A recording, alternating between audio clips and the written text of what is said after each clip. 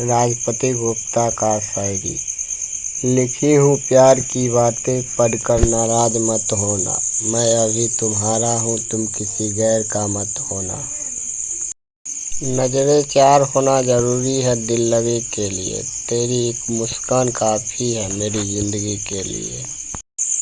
पत्ता है ताश का जोकर मत समझना, मरता हूँ तेरी याद में लोफर मत समझना।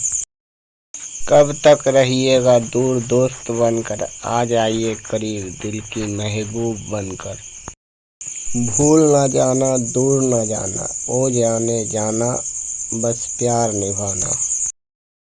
रोशनी चांद से होती है सितारों से नहीं, प्यार एक से होती है हजारों से नहीं।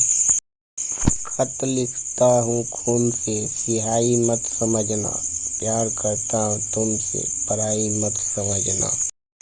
रेल चलती है पटरी पे घासों पे नहीं, प्यार करता हूँ तुमसे तेरे बापों से नहीं, समझी।